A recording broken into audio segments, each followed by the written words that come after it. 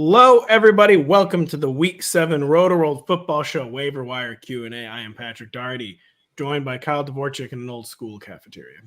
He's on the road, hence this retro background. His internet connection's holding stable for now. We're all holding stable, even though we're slowly going insane because of injuries and bye weeks. Only two teams on bye this week, the Bears and the Dallas Cowboys. The Cowboys could really use the bye. The Bears probably coming at their least preferred time, Kyle. But yeah, so we need guys off waivers, but it's not a great week on waivers. We got Drake May coming off a promising first start into a really good matchup, but in a skill core devoid of weapons. We have Kamani Vidal, who had a nice promising NFL debut in week 6, but behind J.K. Dobbins, who went over 20 carries for the first time in his career, set a new career high for carries by 8. We have Josh Downs, who we said was the ad of the week last week, but we don't know whose quarterback is going to be. It's probably Anthony Richardson. Out of like a shaky group, who are you going to tell people is the ad of the week this week? I'll roll with Kamani Vidal. I do think this is one of the more it depends what you need kind of weeks. There's not a clear number one answer, but Gus Edwards on injured reserve, J.K. Dobbins, albeit getting more and more work, continues to look like what we were afraid of with J.K. Dobbins coming off all of these catastrophic injuries. And they have a spry young back waiting in the wings who immediately, when I mean immediately, I literally mean his first touch, 38-yard house call, if I remember correctly, on a reception. That's what we wanted to see from the guy who we weren't sure how much they even trusted him. So I am going to say, albeit it's a shaky start at best in week 7, Kamani Vidal, best ad of the week. Better first career touch than our guy Dylan Laube. Or Laub. Oh, God. Was that like his first career touch? Literally his first career touch. It might have been his first snap. No. It wasn't good. Dylan Laube, for those who didn't see, for those who understandably didn't watch the Raiders game, instant fumble, right? Instant fumble. Yeah, no one's watching the Raiders game except for our guy, Nick Bottaford. He was doing the Lord's work there. Bandit, an old friend of the show, by the way, non-waivers question said, you've said in the past, Pat, that head coaching candidates should take the job I've offered. Do I think Ben Johnson would leave the Lions for the Jags or Jets after spurning the Panthers' dysfunction? Yeah, I still think it was a mistake for him not to take the Commanders' job last year, and that you cannot assume you're going to get another bite at that apple. Ben Johnson, of course, looks like he made the correct gamble this year. But there's only 32 of these jobs, and you got to have a big enough ego. Like, listen, I'm going to be the guy that gets David Tepper under control. All right. And then, you get fired. So be it. You go and coach the University of Nebraska. You get the Patrick Mahomes clone in there who impersonates Mahomes to a truly creepy degree. We'll begin with Brett Lasser. Better PPR stash, Blake Corum or Kamani Vidal. I've been trying to hold on to Blake Corum. He's been sporadically involved. My theory is that with these receiver injuries, the Rams season kind of circling the drain, they're going to really commit to the run at some point. We're going to see more Blake Corum than we've seen, Kyle. But he was on bye. He probably got dropped in a lot of leagues last week. Who would you rather have going forward, Blake Corum or Kamani Vidal? I mean, it's easily Kamani Vidal. When you look at the talent above him on the depth chart, I think it's very realistic, the way that J.K. Dobbins has played in his last 3 games, that Kamani Vidal just forces a committee. I don't think he will ever entirely supplant the starter, although it's not impossible, but I'll say it's unrealistic that he ever does that. But do I think he could force a 10 to 12 touch per game type of role? Absolutely. I just don't see Corum doing that. He's been practically a healthy scratch in nearly every game this year. He's only had carries in 2 games, one of which they were down 30-some points by the time he got the 5 and 8 carries in those 2 games. Dude, I predicted on one of our shows recently, sorry to victory lap, I'm like, dude, this is kind of Rams season where Stafford's going to stop playing through his injuries. They've kind of already telegraphed that a few times. I do think Corum will be more involved. I don't know why I cut you off, but I totally agree with Vidal for 2 reasons. Listen, career high 25 carries for J.K. Dobbins yesterday by 8. What does that tell you? That even before the injuries, he was a guy where they liked to limit the workload. Coming into week 6, they'd wanted to be a 2-back backfield all year, and they had been. The only reason he got 25 carries is Gus Edwards is hurt. I think they're much more comfortable with the situation as 2 backs, Kyle. Yeah, I totally agree with you. Kamani Vidal is like a bit of a 3-down pedigree too, which I always kind of forget about. Yeah, he was absolutely known as a good pass blocker coming out of college. Average, I think, 20 receptions at small school Troy, but you do what you can at the school you're at, and he absolutely crushed it. So he doesn't quite have 3-down size, but he does have a profile of a guy who can be used in any situation. albeit to your point, I think the hope is that it just forces a committee. You mentioned Troy real quick. There's always a Mizzou angle. Back when it was known as Troy State. So people this week were wondering, why is Mizzou playing at UMass?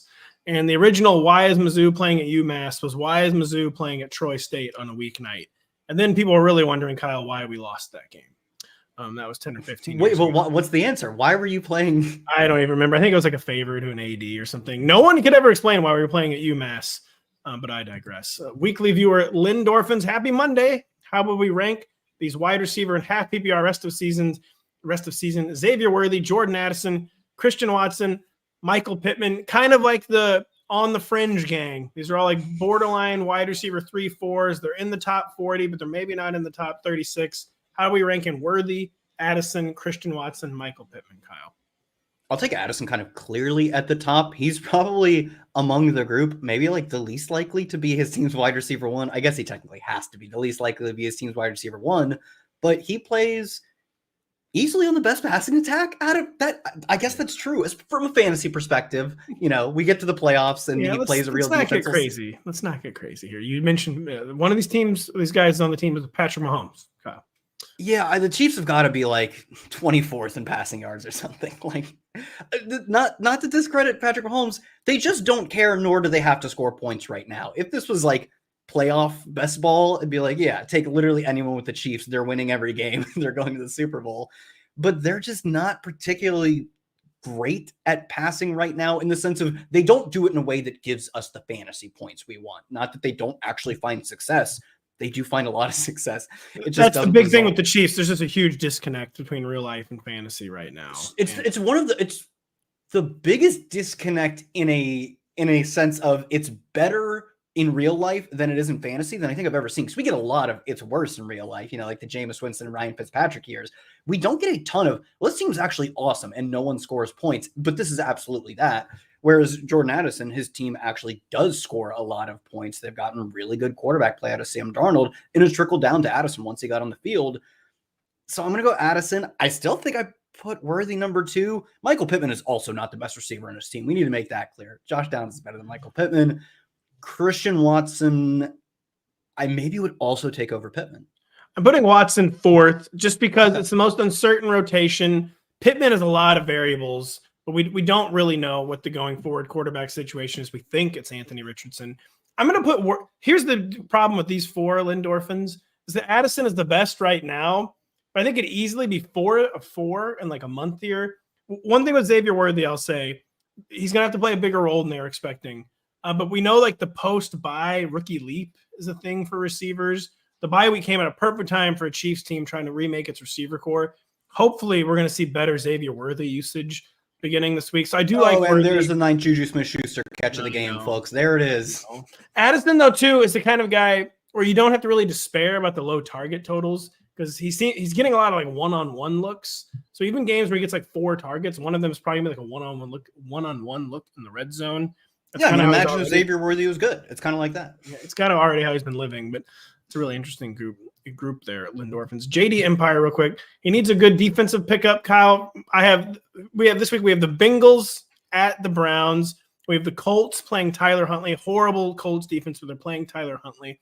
We have the Saints playing Bo Nix. We have the Commanders playing Carolina. We have the Rams playing Vegas. Those were the top defensive streamers rostered under 50. It's not a great week for defensive streamers.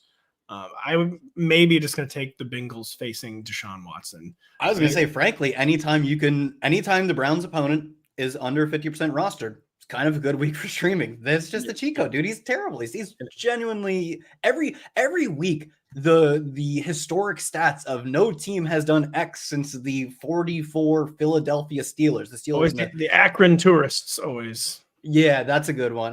Is that the what was the there was a tourist O'Doyle or whatever. Yeah, Tungsten Arm O'Doyle as the fake. Did he have a team name? Because I feel like that's a team that like the Browns haven't been as bad as. It might have been the Tourist. Tourist is more of a old-timey baseball name than old-timey football. But yeah, the Bengals are they just allowed under 10 points. I mean, it was against Daniel Jones, but maybe they're going to be playing some better football. Matt says, we had a bank examiner question, but he didn't list the players. Matt, try to get that back in there if you can later. Let's No, see no, no. here. That's no. You're not missing players. It's give the bank examiner what he wants, or do I keep my sanity? Uh-oh.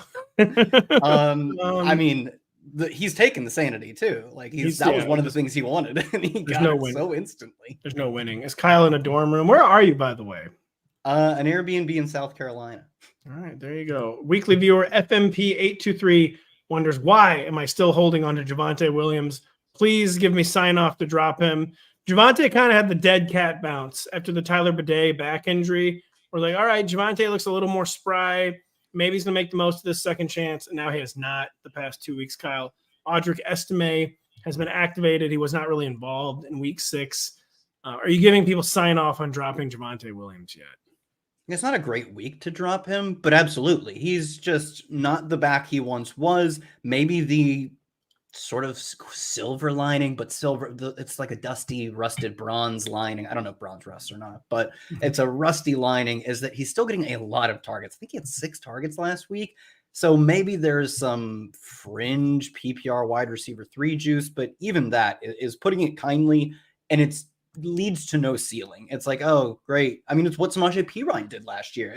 There are no ceiling games to be had, but you do feel kind of bad dropping him because you look at the stats and you're like, oh, he's the PPR running back 37 or whatever. That guy's kind of usable. On a week-to-week basis, though, it never materializes in a way that helps you win a fantasy football game. The problem is you just cannot. Touches is, of course, the name of the game, and I just think it's a little too. You can't drop those touches. It's like the ineffectiveness is bad, but you kind of. What do we cling to? We cling to work. He still technically has the work right now. I don't think you can really drop him until the work disappears. You know, if it's like a 10-team league, then you can drop him. But a 12-team league is as annoying as it is. I'm probably holding Javonte Williams at least one more week. We got to make Audric Estime prove he can become a part of this rotation. Super Shaq is wondering, do I need, quote unquote, to get Ty Chandler with Aaron Jones in my squad? He would rather not do it. I think he very much needs to do it. What do you think, Kyle? Yeah, I mean, assuming this isn't like a trade question, like, oh, I've got Jaden Reed. Should I trade him to get Ty Chandler? Assuming this is just, can I or should I add Ty Chandler as insurance on Aaron Jones? Is it a groin injury? It's a hip. Not last week, but the last time they played, because they just got their bye. Yeah, he's going to be the best add for you if you have Aaron Jones as an insurance option, especially because the other options this week are Isaac Rendo, who I don't think is going to start. I think Jordan Mason's going to make it back. We'll see. But I think you are more likely to end up needing Ty Chandler than you are to benefit from a guy like Rendo or Kamani Vidal, who I obviously espoused. I love Kamani Vidal. Really needed that, man. My best ball teams were struggling. They were struggling on the cusp of 9th place or something, and now they're in 7th. But this is Ty's probably the ad of the week, to be honest. We should have said Ty Chandler as the ad of the week. We don't know Aaron Jones' status, but if Aaron Jones is not playing, like Ty Chandler is like a plug and play guy, basically. And he's still well under 50% rostered. I checked this morning.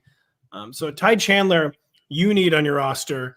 And then if Aaron Jones isn't playing, everyone needs Ty Chandler on the roster, is what I would say about it. Yeah, I'm going to go add him back to the waiver wire column because I forgot about him. It's so hard to remember everyone on bye. It's tough.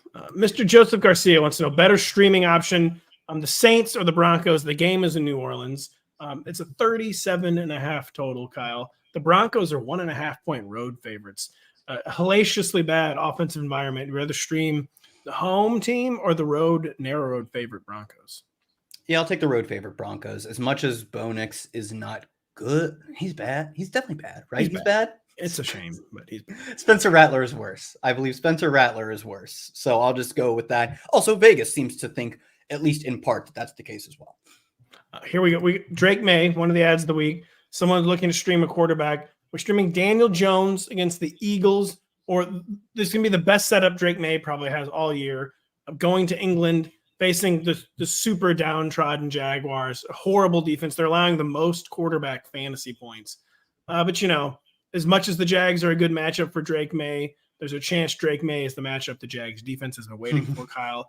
Would you rather stream Daniel Jones against the Eagles or Drake May against the Jaguars? Yeah, Drake May, live a little. Like, this guy comes in. I know it was like garbage time adjacent, and it was a really rocky start. You know who also really loves rocky starts and rocky middles and rocky finishes? Daniel Jones. I don't think Daniel Jones is that good. I don't think he's terrible, but I don't think he's that good. The thing is, Drake May, he could be good. And he looked like he had some juice last week. I won't say he looked good because it was genuinely a lot of late stuff that I don't think the Texans really cared to stop, but he might be good. And he gets a good matchup. I do think we want to hang our hat on that when we know for sure Daniel Jones is fittingly a Jag. Jones is just a floor guy. I think May's floor is probably similar, and I would much rather bet on the unknown ceiling of Drake May than the non-existent ceiling of Daniel Jones. Even if Malik Neighbors is coming back this week, so we probably can. By the way, Index of Sus, a weekly viewer, said today Shane Steichen said A-Rich is a QB when healthy. I believe that they are saying that, and it's the classic, like they can shift the goalposts however they want on this. Like, he was looking really healthy last week, but then he just didn't look right on Friday, which is what they did this week. He was healthy until he wasn't. And as we've learned on Russell Wilson, health is in the eye of the beholder. So I would not be shocked if they deemed Anthony Richardson, he really just needs another week. He's got his whole career in front of him. He needs another week. So I totally believe that he's their quarterback when healthy. We'll see if they deem him healthy, though, Mr. Kyle Dvorchak. Daryl A. needs a tight end for week 7. This is a tough one. He needs to drop a running back. Tyrone Tracy, Tank Bigsby, Devin Singletary, Xavier Worthy, or Rashad White. So shallower league, probably. He's going to have to drop someone that we wouldn't normally drop. But who are we telling Daryl to drop, Kyle? It's got to be Devin Singletary. Like, I think, one, you have to hold on to Tank Bigsby. I get the offenses look terrible, but he's going to get a lot of the work. Maybe it's only 2 down work, but I feel like I've seen enough of Tank Bigsby to say you give him 15 carries, I'm very excited for the outcome. Even if he's not getting a ton of catches, even if he's ceding snaps to Dearness Johnson, Tyrone Tracy is just better than Singletary. So I don't want to say I'm confident that when Singletary comes back, Tracy is a starter. That's probably not the case at all. But the what do you win when you win is Tyrone Tracy as a baller and gets all the touches, or Devin Singletary is fine and gets a bunch of the touches. So I'll just dump Singletary in that scenario. So that's why I'm choosing him. I totally agree. It's tough. It could be the wrong call to drop Devin Singletary because he's the classic guy we talk about. Like, he's like, coaches cannot keep him off the field. Like, it's super annoying. But you laid it out there perfectly. Go for the maximum pointage. Go for the upside. Get rid of Mr. Devin Singletary. We got some really interesting ones here. I missed one that I wanted on. Here we go. We got Pinoy Pins wondering is Calvin Ridley droppable after the 0 ball on 8 targets from Mr. Will Levis yesterday. We got the squeaky wheel narrative going. Calvin Ridley's like, yeah, maybe give me more than 2 targets for halftime, so I actually feel like I'm playing football. But he has like 9 catches on the year, like something totally insane. Will Levis, kind of low key, quote unquote, has been probably actually as bad as Deshaun Watson, almost as bad. It's different circumstances, so we're not talking about as much, understandably so. Are we dropping Calvin Ridley heading into week 7? Can you? Of course, in a perfect world, you're going to hold on to Calvin Ridley, but will you rue the day, Kyle, if you decide to like emotionally drop Calvin Ridley? How about that? No, because I think better days are ahead and that you really can't get worse than he's been. And it's not, I don't think, all his fault. Obviously, it's not all his fault. But when is that better day coming? Is it next week? Is the week after that? The week after that? He's in the Gabe Davis zone of so incredibly volatile that you're going to miss out on a good performance. You probably wouldn't have started him that week anyway. So I actually would drop him for Juju specifically. Yeah, I'm keeping him, just to be honest. The switch is coming. Like the switch is to Mason Rudolph, too. You can debate how big of an upgrade it really was. It was an upgrade for the Steelers last year. I am trying to hold Calvin Ridley for one more week. Or a few more weeks. Because this is it, man. No, it's coming next week. It's an ultimate sunk cost, but like, listen, the cost, whatever. I'm rolling with the sunk cost of Calvin Ridley. He has 9 catches in 5 games. Yeah, you were right, man. And the thing is, I did not draft a lot of Ridley, so I don't personally feel that sunk cost. So it's easy for me to say, dump him. I didn't even draft him in the first place. But I don't think it's a slam dunk that you should get rid of him over Juju. I get that if you want to hold him, you're not making an egregious call. I do think, though, this is sick. Juju gives us a chance at Patrick Mahomes wide receiver 1. I cannot believe I'm saying it, but it's just 100% factual. I drafted Calvin Ridley last year, so I did not draft him this year. This is a question we've gotten several times, and I always think about myself, to be honest. Ram N is wondering, Is it Sam Darnold or Patrick Mahomes rest of season? You could probably concoct the argument, Kyle, that we've definitely seen Sam Darnold's best stretch, and we've probably seen Patrick Mahomes' worst stretch, but that's far from a given. Who do we think is scoring more fantasy points rest of season, Darnold or Mahomes? It's Darnold. Like, again, we talked about this earlier in the show. I don't feel good saying that. Who's winning the Super Bowl? It's very clearly the Chiefs. Like, I mean, there's not really any point in playing the rest of the season. No, there's not. He's so much better than everyone else. But the manner in which they are playing football right now is the least conducive at converting talent into fantasy points like that we've ever seen. And I that's probably like literally fact. He's the best quarterback in my lifetime, and he's scoring as a QB 16 or whatever. I'm gonna go with Sam Darnold. Yeah, it's here we go. We got Big Hurt ATL. The Big Hurt never played for the Braves, but I digress. Why do all these fantasy? He was Frank Thomas. You're too young. Zoomers will never remember Frank Thomas. Why do all these fantasy sites keep telling me to start ETN over? Basically, why are they telling him to start ETN over wide receiver threes, upside wide receiver threes? The answer is, of course, projected workload, Kyle. That's why. And touches always take the day. Higgins and McLaurin, kind of volatile target totals. Not as much for Higgins lately. Do you have anything to add to this, though? The frustration over why he keeps getting told to start the bum Travis Etienne over the wide receiver threes. Well, I mean, given his current injury, luckily, I guess you won't have to face this problem anymore. But I mean, Pat's totally right that guys who are pretty likely to see 16 carries, they project very well. They project for a lot of points. It's where you need the ball knowers to come in and be like, but he's not good. His backup is way better than him as of right now. You know, I think this is probably maybe a low point for ETN, but I guess maybe he's just sort of falls out of favor in Jacksonville. Maybe it's a high point. It could be. Yeah. As I said that, I was like, this is like, you know, oh man, maybe my dumb Dogecoin is actually, it's going to get up from here. Oh, there goes all my money. It was 0.2 seconds later. So friend of the show, Steve Janowski, weighs in on the earlier streaming the Saints, the Broncos, by the way. So Saints are going to be without Carr, Olave, Shaheed, and 2 O-line. Shaheed might play, by the way, Stevie. And Sean Payton is going to go Oppenheimer level revenge. Use the Broncos defense. He's disagreeing with us. I had to get the Oppenheimer level in there. This is going to be. No, he's agreeing with us. I said use Broncos. No, I'm saying he is agreeing with us. I'm saying this is going to be one hell of a Thursday night football game. I mean, the revenge game is going to be so sick. It's going to be field goal. Well, that's a 3 and out. Field goal. And it's going to be a sick 17 to 4. They're going to find a way to score 4 points. Victory for Sean Payton. I mean, it's like the Stephon Diggs revenge game was 6 for 43 or whatever. Which, remember, he deemed a success. Yeah. Eastman OKC 5 wanting to know, should he trade Chuba Hubbard and receive Jalen Waddle and Chase Brown? Interesting trade. A lot of dynamics and moving parts in this deal. The injury situation in Miami. You have the Chuba Hubbard, Jonathan Brooks situation. What side do you prefer? I think I prefer a side here pretty clearly, Kyle. I wonder if you agree. I hope you prefer the Waddle Chase Brown side. I mean, Chase Brown just kind of Wally pipped Zach Moss this past week.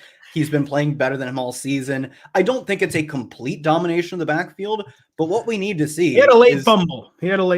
They kept him in the game, but that's what I was going to say. I thought they kept him in the game after. They did keep him in the game, but that fumble, hoping that doesn't outloom large in the coaching staff's mind. A coach would never punish a player for an event that is largely random. They would never do that to us. Never would do that. But I do think sort of a reckoning of sorts is coming for Chuba Hubbard. Not that he hasn't earned himself a really strong role.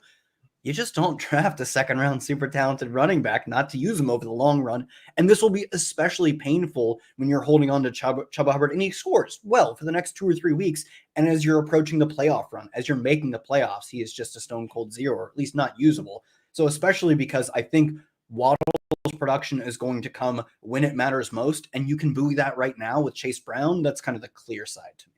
Kyle, we'll keep this next one short because it won't have podcast shelf life. But someone wondering about tonight, James Cook sits. There's rumors that he might be sitting. Are you going to tell people to play Ty Johnson or Ray Davis? Who are you jamming into the captain spot? Let's say that. Yeah, probably Ray Davis. I think he would get more of the between the tackles work. And this team operates in a way that really strengthens the assets of a guy who just punches between the tackles, scores touchdowns, is a physical runner. Ty Johnson is could easily like outsnap him. He could play a bunch of snaps that we don't care about as much, get a bunch of carries at the 50, the 40, the 30. But Ray Davis strikes me as the guy who would go out there and fill the goal line role as much as they have a running back who does that short yardage role. His team wants to run the football. If James Cook sits, it's Ray Davis's, and not only this week, but you'll have your chance on waiver wires to absolutely smash at him. Maybe Cook comes back next week, but you want to be taking these shots. Kind of an Isaac Guerrero style shot you want to take. I do agree, Ray Davis. By the way, cap for life. Darnold or Daniel Jones? It's Sam Darnold. I mean, Sam Darnoldism, baby. Despite the mono threat, despite he hasn't really had a true ceiling game, the floor is just too good with Sam Darnold, and very hard for your floor to fall out when you have Justin Jefferson. So that's why Sam Darnold is easily the call after Daniel Jones. Luis Martinez is 2-4. Should he trade Jaden Reed and JMO for Malik Neighbors? I would say yes. What do you say, Kyle? Yeah, Jaden Reed's really good. And frankly, JMO's good too. But Malik, like, I think if he hadn't gotten hurt, we would be talking about him and like, oh, is he the wide receiver one? No, he couldn't be. But what if he is? He was seeing levels of target dominance that truly regular wide receiver ones don't even see. So yeah, you're right. Like, it's a tough one because this isn't a normal 2-for-1. A lot of times a 2-for-1, you're trading like two kind of like people you don't really care about that much. Here's a bunch of nickels. Can I have $50? Like a bunch of like not dead weight, but you can't even start that many players. This is a good, legitimate 2-for-1, and yet we're still taking the one. Yeah, exactly. You're actually giving up some value, Luis. But I see what you're trying to change the mojo of your team, trying to get more upside. So yeah, I would make the deal. Go Mets. A comment from Luis also. Let's see here. Scrolling through the questions. Let's see here. All right, we'll see. We got a long one here from Jonah. They traded Jordan Mason and Tank for Tyreek last Wednesday. Even with several weeks of awesome Tank, is the trade still good, netting Tyreek Hill? Basically, yeah, he traded Jordan. He tried to sell high on Jordan Mason. Tank Dell, kind of a volatile commodity. I'm trying to buy low on Tyreek Hill. Tua Tagovailoa could be back as soon as week 8. Do we think Jonah did a good job with this trade, Kyle? Let me ask you a question, Pat. When does Chris McCaffrey's next game get played? Because that's the entire crux of the question, essentially.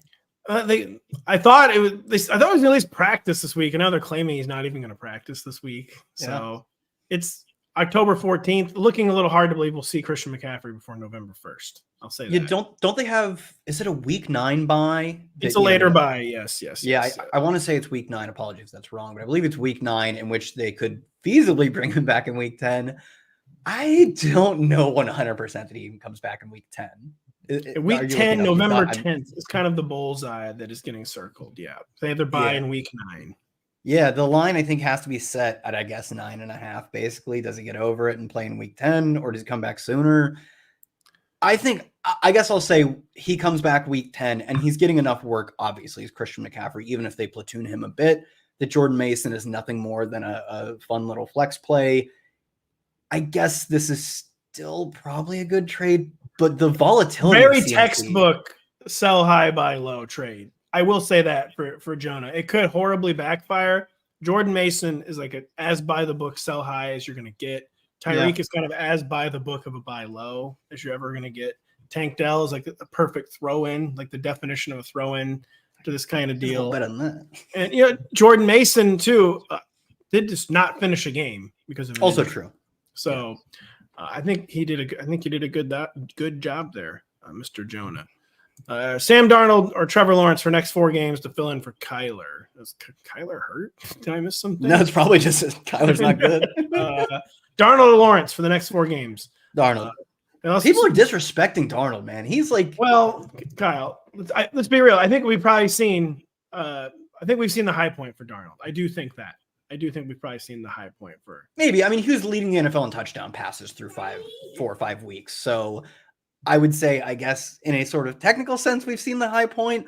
But he was playing really good football then. He was playing in a manner that you're like, he should be leading the NFL in touchdowns. And the team was supporting him very well, too. He was getting really friendly scripts, both in terms of they were passing when you quite weren't expecting them to pass. They had a pass rate over expected, but didn't have to pass. So, and of course, he has Justin Jefferson. All these things help. But all of those things will continue. It's going to continue being a great situation. And in fact, it will get better when they get TJ Hawkinson back. And not all of his games up to this point include Jordan Addison in the sample. The situation will continue to get better. Like, where are you ranking him rest of season? Because I would put him at like 9 or 10, he's a mono threat, as you'd say, which is totally fair. He's never going to crack the top 5. But as far as pure pocket passers go, he's probably among the best of them. I'd say he's like QB 10 rest of season. There's also a thing with Sam Darnold where it feels like maybe a high point, but also he exceeded our expectations. Hard to believe he did not exceed the Vikings coaching staff expectations. They just had the bye. Aaron Jones is hurt now. It would certainly make sense to maybe like open things up a little more for Sam Darnold. Not that they've even been closed off, but like they maybe we needed to open it up, right? Yes. They just so many of their games, like, I don't know, the 49ers are only scoring 16 in this game. Don't worry about it, Darnold. Darnold right now, though, it's just every week he's going to be like the QB 10 to 15 range, kind of depending on the matchup or the projected game script. I feel like it's hard to see him like truly ascending like beyond like the QB 1-2 borderline, just for a variety of reasons. But I mean, it also maybe he's just going to get unleashed down the stretch too. We don't entirely know what's going to happen there. But yeah, he's earning our trust. Sam Darnold, I apologize. I wasn't familiar with your game. We were both certified Sam Darnold haters. There's no like bias for him. Oh, I was right all along. Both of us were very skeptical of the guy who just legitimately had almost never played good football before doing so. But he's balling out right now, except for the most recent game we saw him. But that's fine. Don't worry about that. That's fine. It was easily his worst game of the year so far. Yeah. Cameron is wondering Geno or Jared Goff rest of season. 4-point passing touchdowns. Goff is playing much more efficiently. Geno is seeing more volume.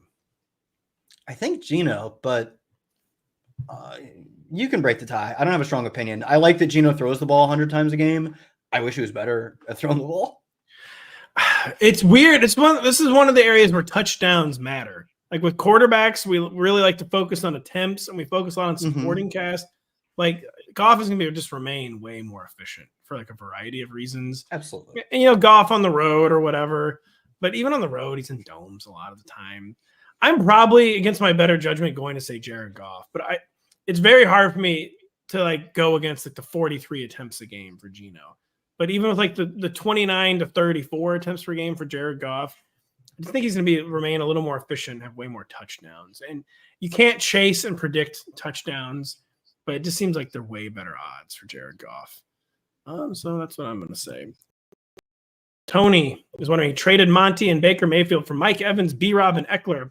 Already has Lamar, so Baker was rotting on the bench. Do we think Tony made a good trade, Kyle? I guess I do feel like, I mean, if Baker is truly on your bench, it just has no value to you. So you can just scratch that one out. And it's David Montgomery for Mike Evans, Brian Robinson, and Eckler. Probably not playing both of Brian Robinson and Eckler in one given week. You're just taking more often than not Brian Robinson, but right now that's not the case. Mike Evans, I guess, is just kind of clearly his team's number 2. He's popped up for a few big games, but Chris Godwin is popping up for way more big games. I will go with, I guess, technically the Mike Evans, Brian Robinson side, but it does feel close. It's very, very close. Monty is probably the most valuable commodity in this trade, but I don't know. That could also change. About another guy who could be a peak value, just to be honest. Jahmyr Gibbs kind of took control of the backfield down the stretch last year. Never fully took control. Colin and I have debated this many times. Didn't get any of the red zone work, but other than that. He just kept scoring from outside of the red zone. That's one reason he didn't need any red zone work. And played him almost to a standstill, kind of until yesterday when that goal line worked. But Evans and B-Rob, side 2 is legit. Monty's the best player. Side 2 is very legit. Tony, I don't know if you won the trade. You didn't lose the trade. I'll say that. Oh, that's a terrible answer. Pick one side. No, you coward. Pick a side before we go. Ben confirming Kyler is not injured. 4 games was a oddly specific Ben though time frame to go because you gave us the IR. It's the IR timeline. Yeah. That's funny. Mondo wondering who, if you're selling high on Jordan Mason, who should you? What's the archetype of kind of player you should be? Some guy got Tyreek Hill for him. Go for that. Yeah, it's true. Try that. Yeah, try to buy low on a struggling receiver. Maybe. What would you do about Jordan Mason for Garrett Wilson, Kyle? Oh yeah, I like that. I was running through the Rolodex of like elite talent wide receiver ones, and that's actually a good one. Maybe Malik Neighbors right now because he hasn't played for a few weeks, and I don't think you could get Neighbors for Jordan Mason, even with missing the time with a concussion. That's why it's got to be someone with like more question marks, and Garrett Wilson's like kind of the first guy. That's a good one. Yeah, I think that's right in that range of guys who like by a lot of our measures should be wide receiver ones and just simply haven't. And that's the case for both Tyreek Hill and probably Garrett Wilson's maybe a little bit more realistic, but Also, we are still a few weeks out from getting a good Tyreek Hill game. Would you trade Jordan Mason for Mike Evans? No. I would not either. Would you trade Chris Olave? I'm assuming it's a hard no, probably at this point. It's got to be. I love Chris Olave, but the answer just has to be no. Chris Olave, by the way, is his 4th documented concussion. Really bad news. Yeah, not good stuff. People got a lot of questions about Kyler. I do too. Listen, as you know, I mean, on the podcast, I've been going harder and harder into Kyler was never good territory. Kyle, what should we do with Kyler? He's got Jaden Daniels. If you have Jaden Daniels, it's hard to tell people like you shouldn't drop Kyler, but you're not gonna be able to trade Kyler. Yeah, I mean, you're not going to be playing this exact question. I'm in a super flex league with my friends. Our first like high stakes home league. I crushed the draft. I'm not gonna lie. I have an absolute freaking monster. And it's Rashee Rice, Puka, Nico Collins, and it's just dead. It's the most dead team ever, and it's a super flex. And I did really well at quarterback. I have Kyler, and no one will take Kyler from me. And I actually have Jaden Daniels on that team too. It's really perfect for this question. And I agree. No one wants to be buying right now on Kyler. Maybe the answer is that we should be buying on Kyler right now, which feels gross, but like he does have really good ceilings. Like he throws an awesome deep ball. I mean, does he? Oh, his ceiling games are great. I haven't seen one ceiling games. Yeah, but the ceiling. I thought you just said ceiling, like in general. Those two are so kind of the same thing. They're so few and far between. No, I know. Yeah, but like if you're considering dropping him, which I kind of think isn't that bad of an idea. You're never starting Kyler over Jaden Daniels. The matchup does not matter. Daniels is awesome. It's hardly even an indictment of Kyler. There are very few players that in any given matchup you'll start over Jaden Daniels, and Kyler is certainly not among them. I guess you probably are dropping him for Juju. Just what is the point of holding on to Kyler? He serves you nothing. Yeah, it's just and like two, like in one quarterback league, like maybe you'll get burned, like Jaden Daniels gets hurt or whatever.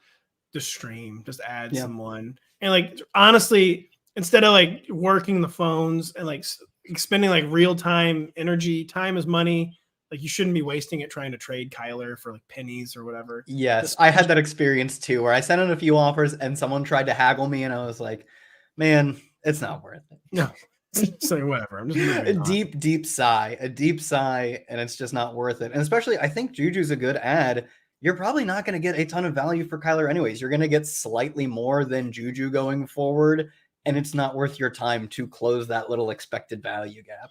Kyler Murray is like why like the old timey like newspaper columnist like blowhard archetype exists, because every once in a while there is a player who just doesn't want it bad enough, and Kyler does not want it bad enough. It's I think so. Very, very difficult to watch. Mike and Ike wondering, have we talked about Bo Nix yet? We have not talked about Bo Nix yet. Nick Bodeford on our week 6 recap pod, Kyle, was kind of trying to make the argument that he might be emerging as a streamer. I'm a little more skeptical. He is rushing. Do we think Bo Nix is becoming a thing in like 2 QB super flex leagues? Yeah, I haven't looked this up. If I had to guess where he ranks in fantasy points, it's like very low because he's the classic. He's not actually a dual threat. We have to remember not all running quarterbacks are dual threats if they're not, because he's not passing. He's not a passing threat. You're right. And he has not been. He has 5 touchdowns in the past 3 games. I mean, it's like some garbage time. It's some receiver was wide open kind of stuff. But the touchdowns are what they are. He's finally emerged as the second threat. I always forget that you don't call him a dual threat. I'm like, but Patty had 60 rushing yards, and you always, that's not what I'm talking about. And you're right. He's terrible as a passer. But if he can just get a touchdown on the board through the air, which he's starting to do a little bit now, he becomes a viable QB 20, QB 17, whatever. And there are some leagues right now where he is one of the highest scoring quarterbacks who's available on waivers. I mean, it's like him, Daniel Jones, and Matthew Stafford are the guys who are available in over half of Yahoo leagues and are just amongst those guys leading in scoring. It's a very ugly cohort. We've done a good job at sorting the good quarterbacks from the bad. Only the bad are left. I think he's the best of the bad. But I mean, it is truly, I hope you got in somewhere before this. I hope you were the guy who picked up Sam Darnold or Baker, one of these other guys. A few thoughts on Bo Nix. So the schedule is pretty good. Other than the short week at the Superdome, even with the Saints kind of in crisis mode, not a good spot for a rookie to be playing in New Orleans in a short week. Then it's Carolina. Then it's Baltimore, which still like reflexively we think is a bad matchup. The Ravens continue to like hemorrhage passing game production. They've been a good matchup for quarterbacks. Then the Chiefs, which that's not going to go well. But the thing with Bo Nix, So like every week, I think I made this point on our podcast last night. So sorry if you've already heard it. Every week, it's like the end of the first half. And like, dude, Bo Nix is 2 of 7 for 14 yards. Like, what is even going on here? And then he like throws for like 200 yards in the second half. Soft fronts, easier looks are undoubtedly something to do with that. But I think he's proven to Sean Payton, like, dude, like maybe let me like throw some more real passes like in the first half. Every once in a while he throws a nice deep ball too. And then other times he doesn't. But I think he is at least doing the thing where when everything comes together and he's got a guy open, he can hit the guy. He has a requisite NFL arm. Good. Let's not go too far. But maybe in the Tua zone of like, well, when your guy gets schemed wide open, I can hit the throws that are easy to hit. And to your point, when defenses are really backing off and just letting him take the chunk gains, he's managed to do that. It's just he's proven Sean, like, dude, like, please let me like try something in the first half occasionally. Tony, I'm sorry, I'm not trying to answer so many defense questions. We're getting this kind of interesting questions tonight. Does any defense off the top of your head this year feel like, oh, you can never drop this defense? There's really not many. I'm like, you've got to hold this defense. Like the Cowboys last year, you just had to hold. Like some years there's a defense, like, oh yeah, every week they're getting like a pick six. And Patriots in like the late 20 teens, like 18, 19, or 20. I remember they'd be like 4,800 on DraftKings. No way they can score a touchdown again. Oh, and they've got 2 already. And you're right though that literally the Deron Bland 5 pick sixes. No, I don't think there's a defense that is good. I also think the fact that teams are scoring fewer points and there are so many offenses that are like really putrid, it makes it very easy to say, I kind of don't care who the good defenses are. I care who the bad offenses are. And this year, more so than previous years, boy, there are some bad offenses. So I'm looking at the list now. I will say I'm probably not ever dropping the Vikings. Like they are terrorizing people. That's a good one. Like I'm holding and I actually did hold the Vikings through a bye week in a league. But that's a classic. Like you'll hear that and like never ever have 2 defenses, blah blah blah, which is almost always true. There are exceptions. What about the Bears have been like terrorizing people, to be honest, too. And they have a really, really soft schedule. They're going on bye. So there's going to be a lot of people dropping the Bears this week. They've been super legit. The Bears have like a comically soft schedule coming out of their bye. I probably would not drop the Bears defense. But other than that, like I'm not really viewing the Broncos as like a must-hold defense. No. So Browns are super talented, but it's just not manifesting, especially because I think their offense is putting them in terrible spots. Like you said, some of the stalwarts of years past, like the Patriots and Ravens, are not there anymore. So, yeah, I think the Vikings is a good example. And right now it's easy to say that. They just came off their bye, so you don't have to worry about that one dead week from here on out. Bears is a little bit tougher because of the bye, but you're right. They're really, really good. By the way, we've only got a few minutes left. Get in your questions, even not so far. Ben has been patient. He's been asking a lot of questions. He said he might go because they were starting to get gross. Devontae Adams or Keenan Allen rest of season. What are we telling Mr. Ben? Oh man, I think it's easily Devontae. I don't know if it's easily. Does he doesn't want to play football anymore? Well, he doesn't want to play football in Las Vegas, but the good news for him is they don't want him to play football in Las Vegas. Yeah. The trade is happening, I think, and it's just a matter of how many more games do you have to wait. I think like this is a pretty rare. It's in the NFL, which is so averse to trading. It's really difficult to be like, this is happening. Mm-hmm. The Adams trade is happening, though, Kyle. I agree. I just think at some point, I forget who reported it, was like, oh, it's in the coming days. It was always clearly not true. But now I don't know if it's like a few days from now or a few weeks from now. it's ahead of week 8? The trade deadline is usually Halloween. It's always like whatever week. Yeah. Halloween is like on a Tuesday or whatever. It's the week before the election this year. The election is November 5th. Not that I'm counting. And then October 28th, probably the trade deadline, I think. Yeah, that's probably about 29th, right? Actually. Excuse me. Yeah. Yeah, that's the week of Halloween. So it's always on a Tuesday. It's always on a Tuesday. I do know. Oh, duh. Yeah, it's like a transactional thing. So so I guess maybe we're only missing at most 2 more games from Adams, which is good. Yeah. At that point, it's probably Adams somewhat clearly. Right, Adams somewhat. I'm having trouble finding some good questions. Here we go. Any news on Shakir for tonight? So this is for tonight. It's the end of the podcast. So, we're starting Alan Lazard or Khalil Shakir. Khalil Shakir's active tonight, Kyle. Yeah, if Khalil Shakir's active, I'm starting him over Lazard. Still pretty I've said this a bunch of times. There are no amount of touchdowns. You can't put a number on it that Allen Lazard scores that will convince me that he's like a good fantasy option. Doesn't matter. Yep, Apologies to the Lazard family. He might actually be good. Like I'm saying, I could end up being wrong in hindsight. Like he scored 17 touchdowns that year, and I'm like, don't care, but I wouldn't. Stevie is trying to give us some defensive stashes. He says the Bucks have Carolina week 13, the Raiders week 14, and Carolina again in week 17. If you want to get really gross and stash a defense for I honestly don't hate it, but it's like it's week 7. That's kind of a long time to keep like a sleeper defense on your bench. Would be my only. I'm probably looking at that like week 10 or 11. I will be doing that for some of my like FFPC teams, obviously, but. Yeah, it's probably like week 10 or so or 11 that I'm looking at that kind of thing.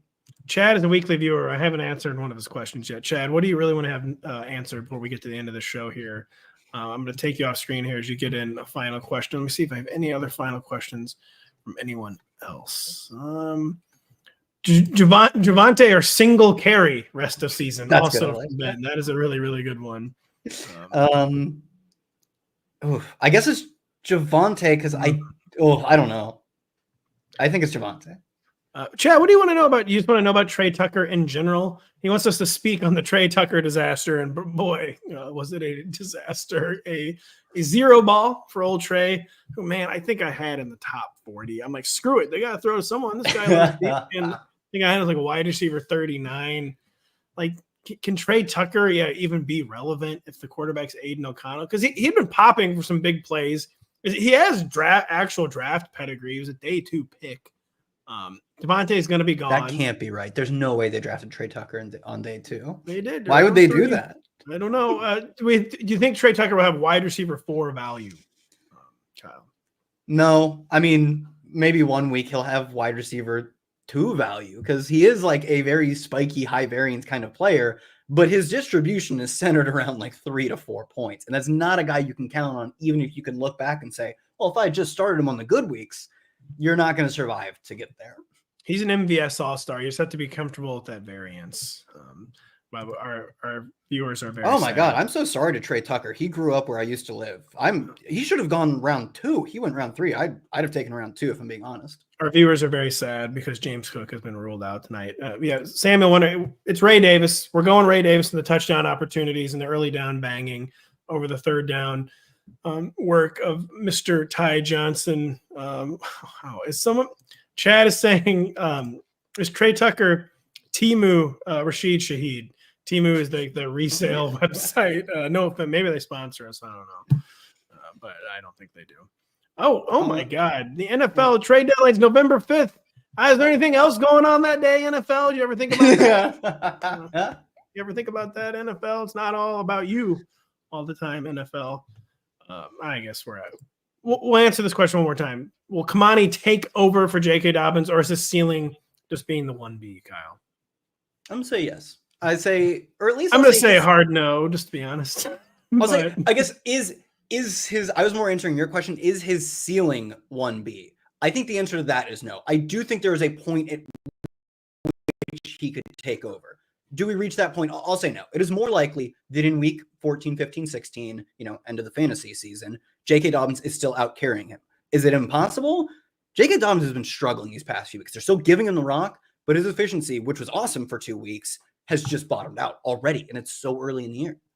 Yeah, I mean, J.K. Dobbins he's honestly like a boom or bust wide receiver. It's like, is he going to get the long run or not? Because the way like the Chargers offense is designed, it's to bust some of those long runs. And he hit them the first 2 weeks, and he has not hit them since. He was a rush yards over expected like superstar the first 2 weeks. Now he's been like way in the red the past 3 weeks. You just have to view him as the way you'd view like a volatile wide receiver. It's all about more than touchdowns for J.K. Dobbins.